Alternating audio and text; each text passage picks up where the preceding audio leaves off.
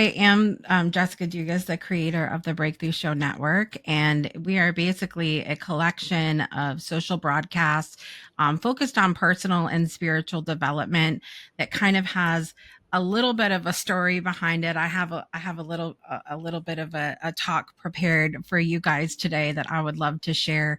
But basically, I started a show, and then it became a network, and then now I always wanted to have a community as part of our network for reasons that I'll share with you coming up here shortly. But um, finding GoBrunch was the icing on the cake because we've tried different platforms throughout the years, and this was just exactly what we needed at the at the exact right time. Literally, Grim can tell you I was about to throw in the towel with attempting some a community type atmosphere. I just couldn't find the right platform for us, and this has been it. So I come to you today with so much gratitude for this software because it has completely taken us to a whole other level, and I'm so appreciative. And I want you to find a gift that represents what the word community means to you or how the word community makes you feel. Spoiler alert, if you type in the word community itself, you're going to get gifts of the show community. So, not necessarily what you might be looking for. I love some of the ones popping up already. But as you go to find that, if you can't find the gift button, please feel free to use the chat box and share a word or two about how you feel. I want to share with you again that I am both honored and very excited to be here with you today at this event sponsored by GoBrunch, a platform that I feel embodies the essence of connection and innovation. As I shared before, my name is Jessica Dugas. I hope you're sitting, a wife, a homeschooling mom of 6 children. Yes, I said 6. A mentor, a Reiki master and teacher, an international best-selling author, a talk show host and producer, and the creator of the Breakthrough Show Network and its corresponding community where you're joining us here this evening. So let's look at some of these gifts. I see excitement. I see joy. I see some love happening out there. And that's how community makes me feel as well. I can tell that so many of us here are on the same page when it comes to community. And my hope is that by the end of this evening that you'll see that we not only have a lot in common, but that this feeling that you feel about community deep inside yourself has the potential to change the world. So I appreciate you sharing your thoughts with me this evening. I know that storytelling is at the heart of human connection. Within our communities, it transcends boundaries, breaks down walls, and opens up the pathways to understanding and empathy. I got to practice this art of storytelling when I was invited to share in what would become the best selling compilation book, Shine, about when I lost my little brother to metastatic melanoma in 2010 when he was just 24 years old. First, this experience led to an intense healing journey for me personally. It propelled me into a space of personal and spiritual development. And then telling the story about it took that healing to a whole other level. It also helped to heal others who read the story, close family and friends who couldn't process the loss of my brother at the time. And finally, sharing that story is now changing the world. And you may be thinking to yourself, wow, Jessica, that's quite a jump from just sharing your story to changing the world. But I would love for you to allow me to explain. Raise your hand if you've ever had a moment you've had to overcome or a moment in general that was so powerful that it changed your life forever. Let me see some hand raise if you've ever a moment that you've had to overcome or a moment that was so powerful that it changed your life forever. I see Kat, Richard, Grim, Brittany, Marissa. We like to call those breakthrough moments here in our community. And that's what losing my brother and the story I went on to tell about how I had changed was for me. Ultimately, after the release of Shine and my realization of the power of storytelling from the healing I witnessed and experienced, I had a thought. What if I could do this for others? This meaning creating a safe space to tell stories, heal, and grow on a bigger scale. And that thought, that question was how the Breakthrough Show and followed by the Breakthrough Show Network was born. Through a series of self produced talk shows, we've embarked on a mission here to inspire, motivate, and uplift. We delve into stories of resilience, transformation, and hope that reminds us of our shared humanity and our incredible capacity to overcome. And now, thanks to the incredible software from GoBrunch, where we are joined this evening, what truly sets us apart is our commitment to fostering a community. I've been a part of other networks that have been a privilege, but I've never had the opportunity to go from watching something and sharing an experience to truly diving in and getting to know the people involved in the broadcast. It's a community where voices are heard, stories are shared, and connection expands our ability to create tangible, positive changes in our lives, and by automatic extension, the world. The first is that I am one of the most nostalgic people that you will ever meet.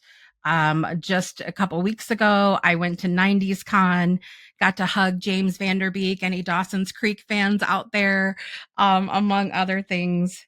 But I am also someone that's very committed to being present and with you in this moment. The second thing is that I love to swim in the realm of possibilities. So, if you're willing, I'd like to take you on a little journey with me from past to future. As a child of the 80s and becoming an adult later in the 90s, and let me know if you guys remember some of this, I would love to hear from you. I remember seeing some talk shows begin to fill the airways of television. I remember having friends over to play in the basement of my grandparents' house and setting up a whole stage. My great grandparents had a little side set over of their basement where guests would come and sleep over, and it was separated by this big shower curtain type hanging that I made it my stage. I really did. And in that stage, I could be the next Sally Jesse Raphael or Ricky Lake or Oprah Winfrey. And while these shows and the ones that are on air today have their, we'll call them less than profound moments, I also remember some significant emotional breakthrough moments. I remember what can happen in the world if we're not just throwing out a broadcast or a webinar or a product or a book or a program with exciting, life changing information and hope that it sticks. Imagine what can happen in the world if we choose to move from an energy of simply releasing information to committing to nurturing our communities with not just our information, but our time, our energy, our gifts, our talents, even our breakthrough moments, and a beautiful space to do it in that is only limited by our imagination. What is possible if we could combine those things and just shift that energy from just throwing out information to really nurturing each other and sharing a space together? I think I It's can answer interesting that you for you mentioned about our about space asking here. questions because I really find this very, very powerful. And my question for you is, how do you usually plan your questions? Is something that you improvise? And, especially when you are engaging with your community, how do you usually ask questions and engage with them? Usually not just our questions, but the different events that we have here in our community are based off of things that our guests have shared on our broadcast. So, for example, Teresa Warren, who is one of our hosts of the show Spirit Sessions, which airs at 12 p.m. Eastern on Sundays, she has quite the background in meditation and things like that. So she will share something on a show and then come and lead a guided meditation here, and then she'll share about it when she comes on my show. I go off of, we kind of play back and forth between these events that we're having, and also whoever's the guest is, their experience and their history of being on shows and things like that before. So I think for me, like, even just if we're talking about the guests that are on the show as well, Um, I do look at a guest bio, but I really more create the space for our guests to share their story, and then just the questions just start happening because I think I tend to be a very inquisitive person. So they just come to me. They just start rolling in my head as someone's sharing their story. I want to know all of the details and all of the things that got them to that point. Which means you pretty much improvise, right? You improvise more than plan. I do. I do. I like I said, I'll look at a guest bio, but I know, for example, if I had a guest last Friday named Annie Holmes who had experienced a significant health challenge. And I knew her coming on the show that I wanted to be surprised. I wanted to experience her story the way that my audience will experience her story. Because in my experience, that's how the best questions are asked, in a space of being genuine. If I already know word for word exactly what my guest has gone through, I'm not going to react in a way that's authentic because I've already heard the story. And so I think it's really important. I think if you're on a podcast, I feel like you could probably and get away with a little bit more. But as we're doing video shows and people can see our face, they can see our reaction, our excitement, our sadness, our feeling, then I want to portray myself as authentic as possible. And I don't want to hear a word until they come on the air and share with me. So a lot of the things are, just an intuitive, so like, this is what I would want to know. And I also try to think of, as I've gotten to know some of my audience that comes on, when I see their name pop up in the chat during a live show, I know who they are, and I know the type of questions they will probably ask, and I try to tap in a little bit to that as well. Yeah, that's amazing. I That's have a great question, just to though. compliment here, because Green mentioned that it's been very powerful for her to sit in these rooms and work together. Can you explain a little bit more what they do in these rooms and how do you encourage them to join? Sure. So I think, like I was sharing about the how the our community events and the shows kind of play off of each other.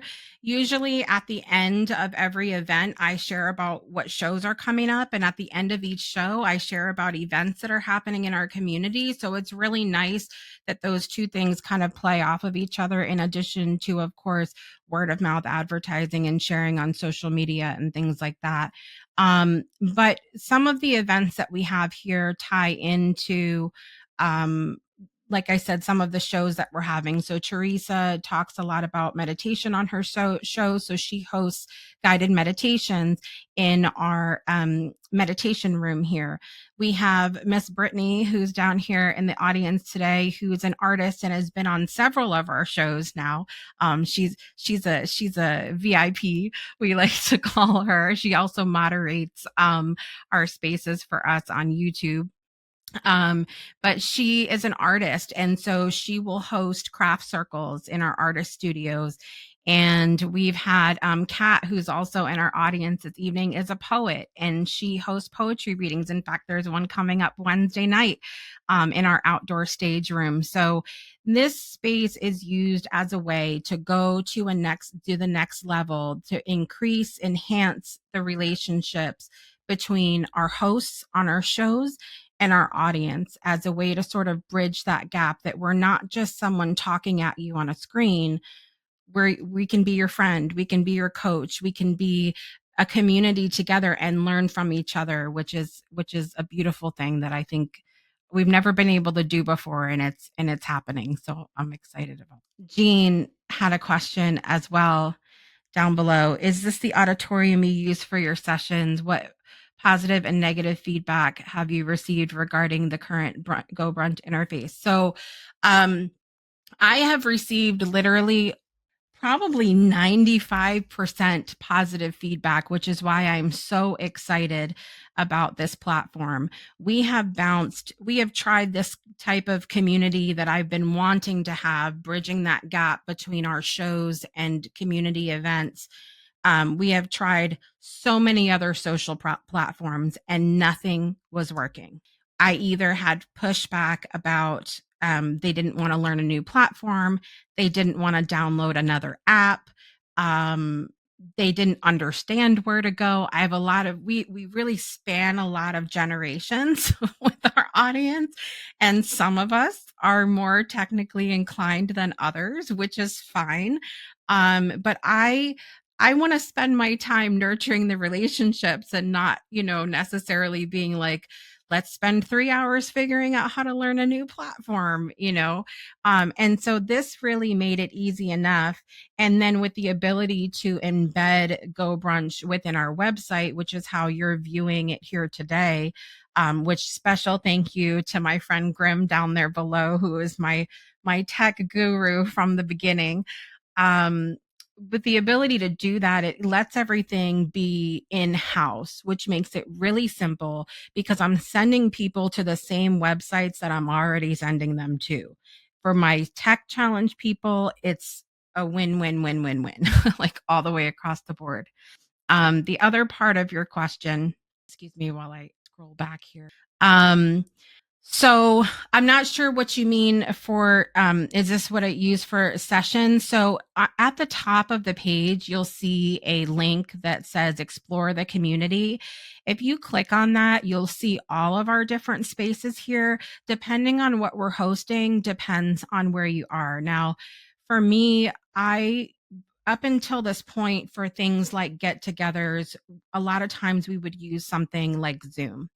I don't know how any of you guys feel about this, but I am burnt out with Zoom, especially since 2020. Does anybody else feel that right now? I feel like I'm on the Brady Bunch or Hollywood Squares. I don't, and it's not as fun. Um, and so, me being a creative person, and so many of my audience and my friends that we all gather often are also creative, and they just like fluffy things. I don't know how else to describe it. We like to look at pretty things. This really is a beautiful opportunity for us to do this with Go Brunch, and I could easily have just made one room like this, but the fact that we get to go from room to room, sometimes back to back events, switching things up, it really helps our brains to stay focused and on what we're doing, and gives us pretty things, to look at the same time, which I really enjoy. And the gifts, oh my gosh, the gifts, so much fun. So over Zoom, Tanya says, right? And I've heard that from people. There's so many people who've come on here. The most tech challenged people in my communities, by the way, have come on here mind blown and ready to do something new and different, which has just been really exciting.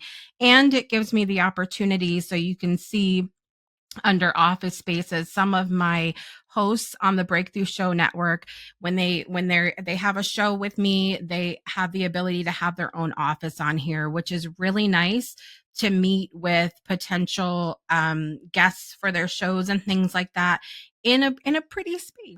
We're focused on the pretty over here as well. So thank you for that question, Jean. I hope that answered it for you.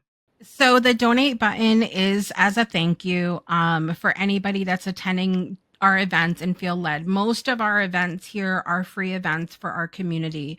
Our the donate button is just, if someone feels led during an event and they would like to donate to our platform, which helps us put on more things and bring in other people and all of that, which we may not have been able to do before. But all of the events that we host here, the ones that are announced on our shows and things like that, are all free events. We host Pomodoro work sessions 3 days a week, because I I have notes and to-do lists, and otherwise I would not be able to stay on track because I'm not naturally an organized person, which I hear people wouldn't know that otherwise, but it really does take a lot for me to stay on track. So we have Pomodoro sessions and all of that.